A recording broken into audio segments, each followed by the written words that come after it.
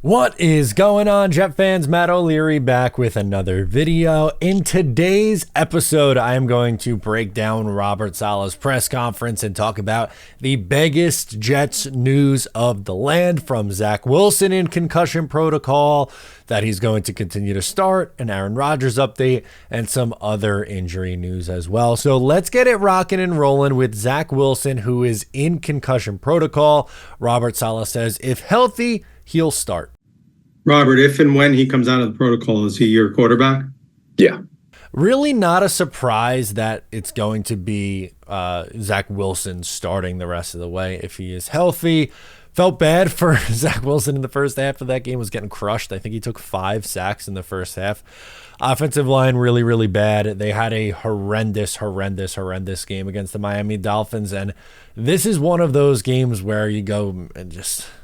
This is it, I guess. This is the offensive line we're dealing with. And I know there's injuries, but it's really, really challenging for me to feel sympathy right now when teams like the Cleveland Browns, who are starting their 4th different quarterback this year, are missing their starting tackles, lost their running back, who is a stud running back early in the season, just continue to win games week over week over week over week. Some teams just find a way and are able to score points. It's crazy, right? Oh my God, they're able to score points, but it's the truth. So Zach Wilson in concussion protocol. If healthy, he'll start. Robert Saleh did say if not healthy, then it'll be Trevor Siemian. Robert Saleh would not go into detail on whether or not Aaron Rodgers would be cleared and activated this week. It is a discussion going on with the doctors right now.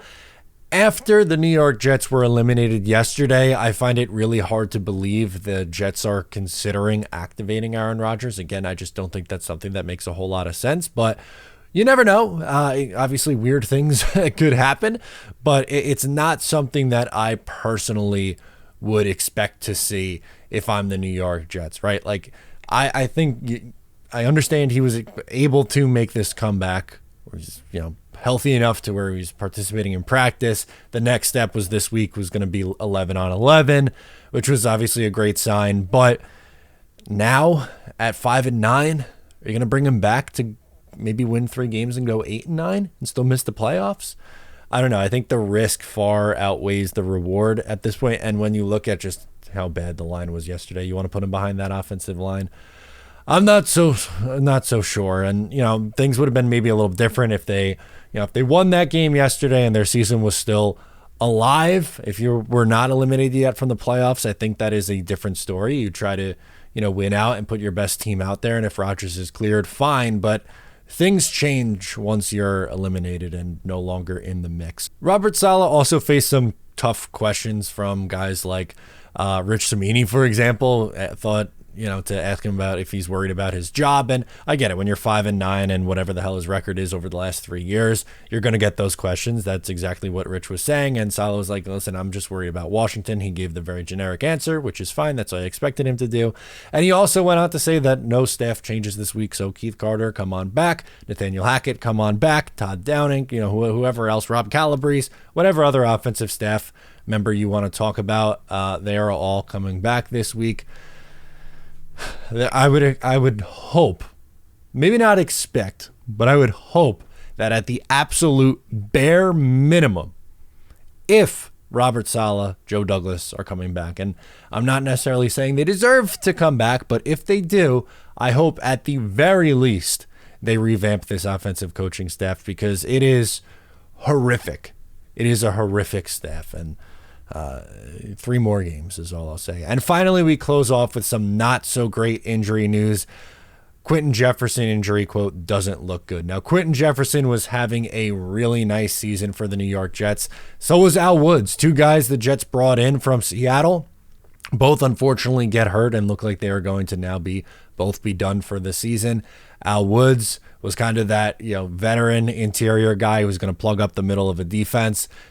Came away with a safety in, I believe, the Denver game. Quinton Jefferson was really, really solid next to Quinton Williams. I think Quinton Jefferson was a really nice add.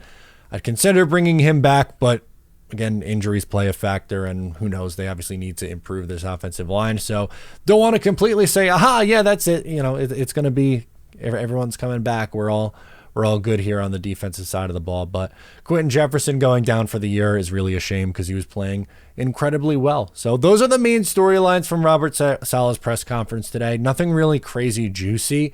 I would expect to find more juice, honestly, tomorrow and Wednesday, as Aaron Rodgers goes on Pat McAfee tomorrow, and I'm sure he will be answering questions about whether or not he will be activated by Wednesday. Wednesday is the final day that he could be activated. Robert Saleh speaks again on Wednesday, so kind of a quieter day in Jets land today. Like I said, I expect more tomorrow and on Wednesday, and then on Thursday we'll transition and get more into previewing the upcoming game against Washington.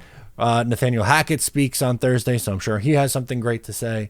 And then we're on our merry way right into the holidays and right into more New York Jets football. That's going to do it for me. Please make sure to subscribe before you go. Leave the video a like, milk thumb it up. I'm Matt O'Leary. I'll catch you next time.